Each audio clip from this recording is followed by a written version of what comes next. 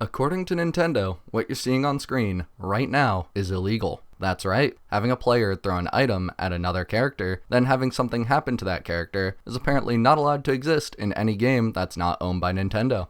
Today I'm going to be talking about the absolutely ridiculous Nintendo Palworld lawsuit and the massive effects it could have on all game developers, not just Palworld, in the future.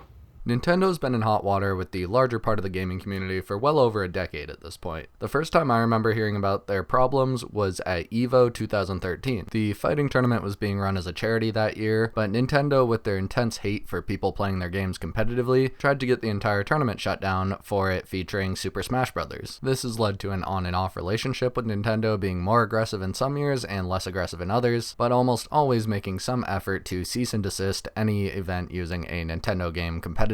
Besides constantly shutting down tournaments, Nintendo also has a very skewed view when it comes to copyright and piracy. Doing a quick search shows hundreds of channels that have been copyright striked and attempted to be shut down by Nintendo in the past. This has even happened to extremely large and well-established YouTubers like Point Crow in 2023. He uploaded a couple videos playing a Breath of the Wild multiplayer mod, and while most game developers encourage people to play and upload content of their games, and some even go as far to pay for advertisements of large creators playing their game, Nintendo, instead of seeing it as a business opportunity, sees it as piracy and that people won't buy the game because they can just watch it instead. This tends to be a ridiculous argument because anyone who would watch that game and not buy it would have not bought the game in the first place. Instead, it generally happens that a large portion of people who see the video and think something looks fun will go and buy the developer's game. Nintendo just likes to lump everything in as hurting their company and piracy. We also see this with their stance on ROMs. The legality of ROMs is questionable, but if you own a physical copy of a game, transferring that to a playable copy on a different medium is generally seen as acceptable since you already paid for the game and the platform you're usually trying to emulate on is one that it's not available on. However, Nintendo still sees ethical piracy like this as full piracy and will go out of their way to shut down anyone using emulated content. I think that's enough background on Nintendo and their ridiculous use of the legal system. This all leads us into their newest lawsuit.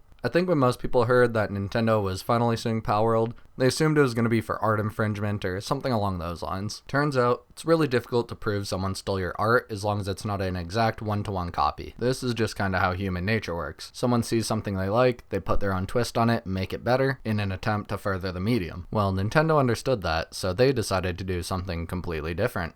Instead, they're suing for a patent that they filed last year for the Pokemon franchise that is for items being thrown from the player character at non-player characters and then having something happen to those non-player characters. Yep, you heard that right. That's what this lawsuit is all about. Take a look at these actual images of the Nintendo patents filed in the lawsuit. I don't know if you could do a frivolous suit like this in the United States, but this is all in Japanese court since most of these companies are headquartered over in Japan. The worst part, though, is that some internet sleuths did some digging and found out this patent was actually filed many months after the creation of Palworld. This is one of the most frivolous lawsuits I've ever seen, but it makes so much sense coming from Nintendo at this point. Now, the reason I'm making this video is not because of how stupid I think this whole scenario is.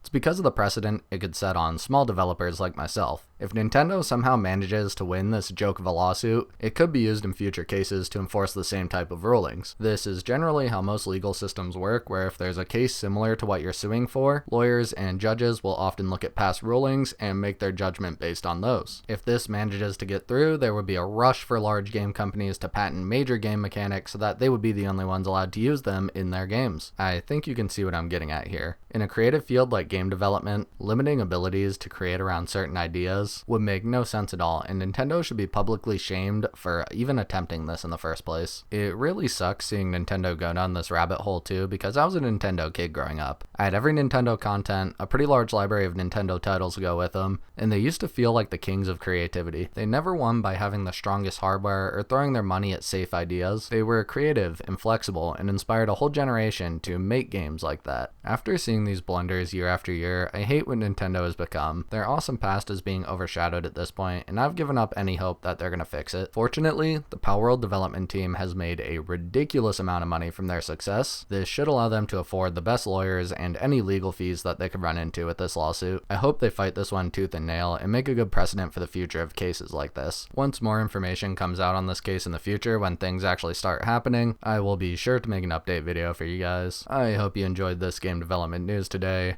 I've been your host, Unity Guy, and I hope you learned something today and you have a great rest of your day. Peace.